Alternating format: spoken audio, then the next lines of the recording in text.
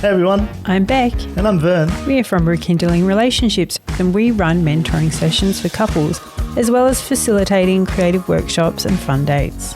Welcome to our podcast designed to bring more awareness and better communication to your partnership, as well as creating a more loving, healthy and strong connection.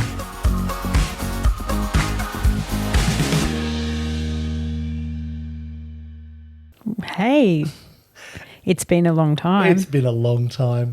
Vern, has it been a year? It actually has been a year, and I think the reason why we're podcasting now is because we realised that it's been a year, and we feel like we've sort of let things slip a little bit, and we decided that maybe we need to get back into the podcasting game.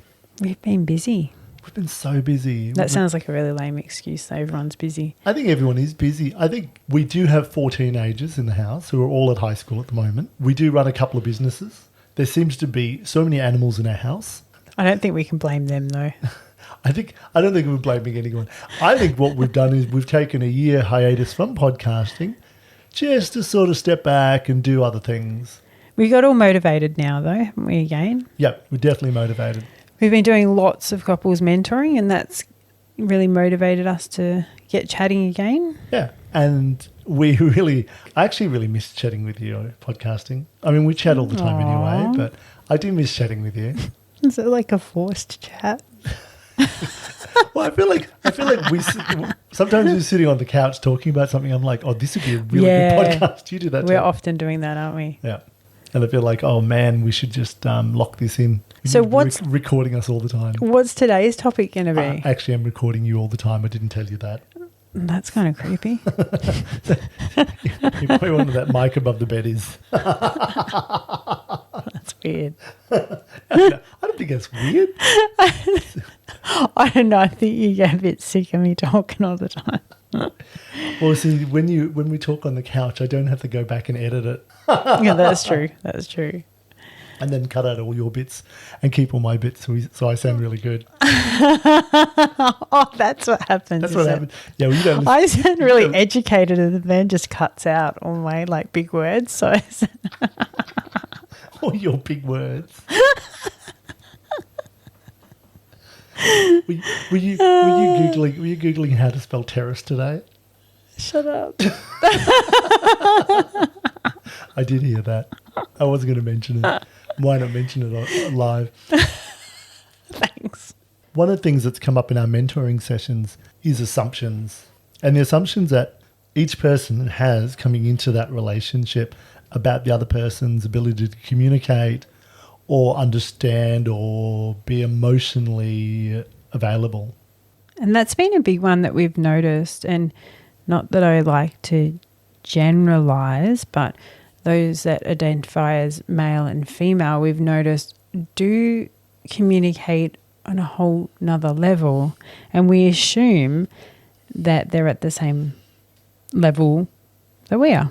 Yeah, even the same understanding that what you're thinking about is the same thing as what I'm thinking about. There's that great meme, which is, the woman sitting on the couch going, oh, he hasn't spoken for a while and I wonder what's going on in his head. What's he thinking about our relationship and blah, blah, blah, blah, blah.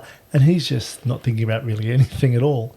And that seems to come up quite a lot, where I feel that people who identify as female assume that, I'm going to say men, us, me, are thinking about relationships all the time, because they are. I know you think about relationships a lot, don't you? And we've noticed in our school programs, for example, that little girls sit around and chat about relationships, friendships, family, feelings, and they do that a lot. And they do that from very young. Yeah, they're probably starting in grade 1, grade 2. And boys just don't do that. That is not what they do. And in fact, when we ran one of our programs the other day, we were like, hey, boys, do you sit around and talk about your feelings? Do you talk about what's going on for you, your family, your friendships? And they laughed. They were like, no, who does that? That's weird. That sounds boring. Why would you do that? Sounds just strange. And the little girls were just like, what? You don't do that. So they're just wired differently, but also girls begin this process way before boys do in general. Yeah, and we won't actually start having emotional conversations or conversations about our emotions or about a relationship until we're in a relationship, an adult relationship, let's say our mid-20s. So we're a good 20 years behind in all this emotional chat. And I think because we don't really always know what to do.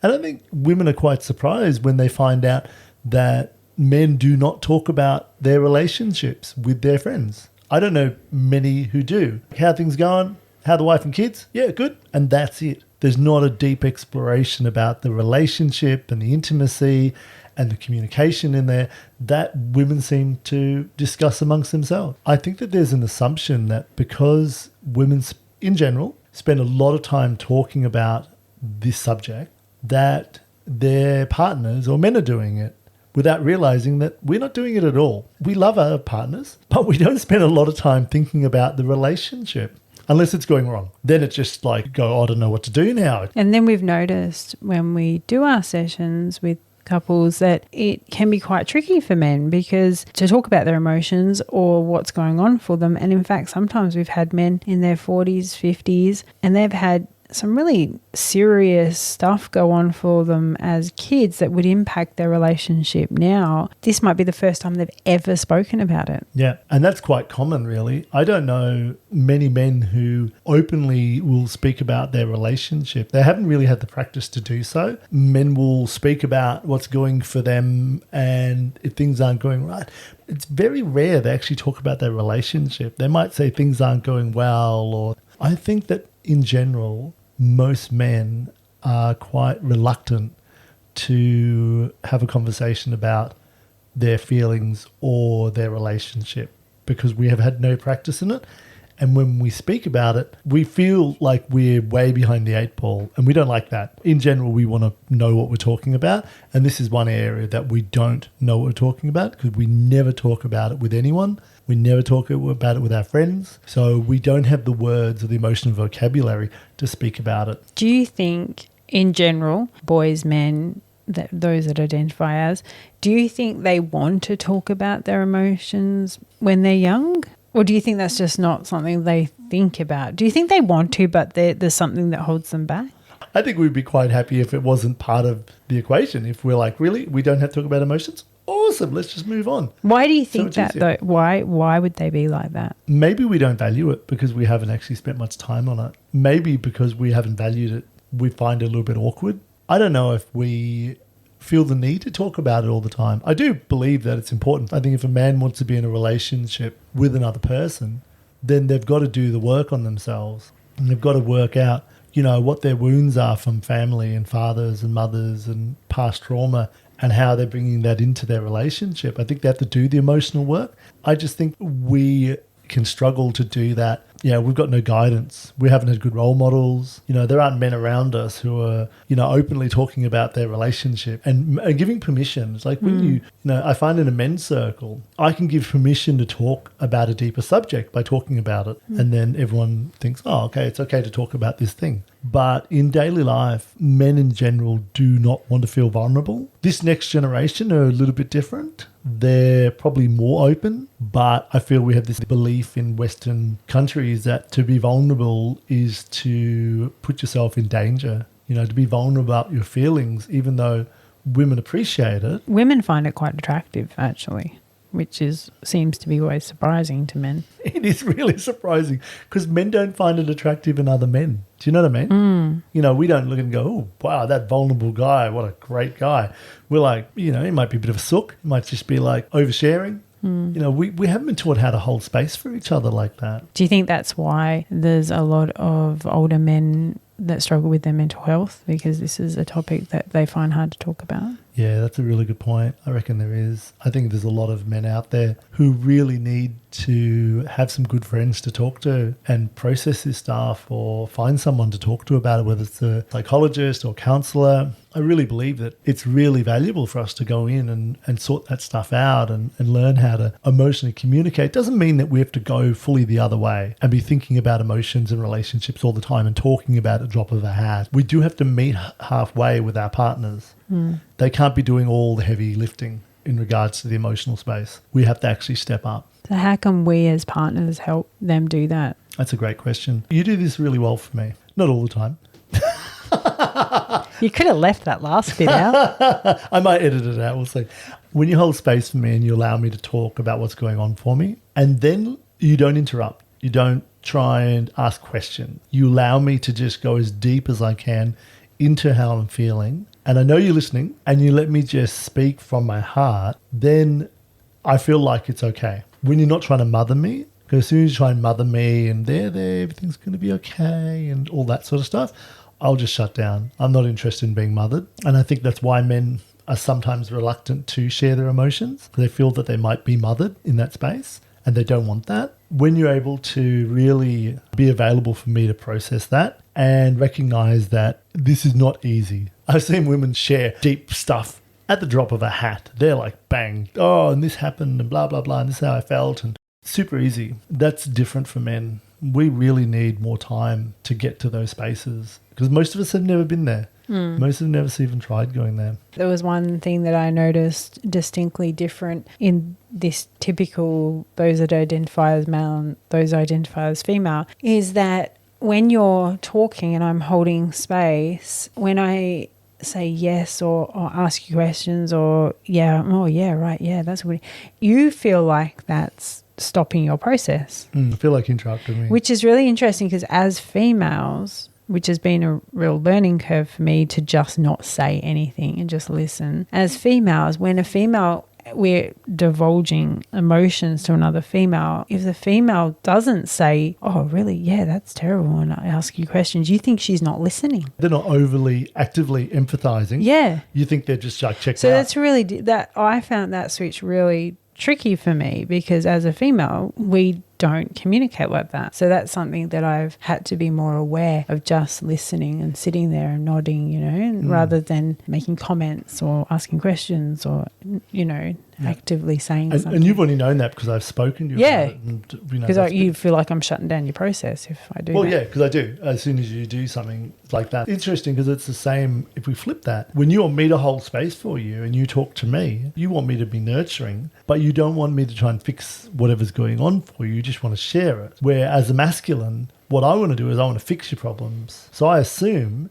that when you're talking to me about a thing, that you're talking to me because you want me to fix the thing that's going on for you. You want me to solve that problem for you. I'm the man coming to the rescue even. And that's not what you want at all. No, I want you to listen and empathise. And show that I care by empathising, not by... Which is what we do as females. Exactly. And what we do as men is, you know, we don't talk about emotional stuff with each other anyway. But if someone comes to you and says, hey, blah, blah, blah, blah, blah, I think they want me to fix this problem for them. Otherwise, they wouldn't be talking about it. They wouldn't come and ask me. They want a problem solved. Right. I need to step up. Here's how we solve that problem. That when you come to me, I assume that what you're asking me is from the same perspective as a man, as opposed to from women. Which is what we do as females too. Yeah. So there's so many assumptions, isn't there? Because we have very different communication styles. And you might be that's where we find couples sometimes struggle because we do have such different communication styles and women have been talking about their emotions for years, whereas this is very new for men. When quite often they have only just started talking about it when they're in a relationship or when things have gone a bit south and they've had to come into couples mentoring and talk about some really deep, dark stuff. When people choose to do relationship counselling because they want to make the relationship work, I love that. I think it's great. That's some of the best stuff you can do. The problem is it generally doesn't happen until it's not too late, but people leave it a long time until there's a lot of cracks and it makes it harder. You know, maybe if they knew that the way they're communicating, they were both coming up with their own assumptions about what the person was thinking and doing, that might change how they spoke with each other. Absolutely. Do you think there's some assumptions that women have about men and how we communicate? I think that maybe they don't want to have these conversations, like emotional conversations. And so because men seem to avoid them. Yeah, we're very good at avoiding emotional conversations. It is true that we'd rather take a punch to the face. And it's so funny, whenever I say that, we're mentoring, and I say, oh, men would much rather take a punch to the face and deal with emotional stuff, all the men nod. We're like, yeah, we've had a punch to the face. We get over that real quick. And women are horrified They're like, oh, that sounds horrible. What a terrible thing to happen to you. And most men have had a punch to the face, so we know how quickly you get over that. But I think we avoid the conversations not because we don't love the person and we don't want things to be fixed, but I think we avoid the conversation because we don't know what to say. We're a bit lost in there. We're a bit like, oh, how do I deal with this? What do I say? Is this going to make it worse? Am I going to sound like an idiot? Like I don't know what I'm talking about?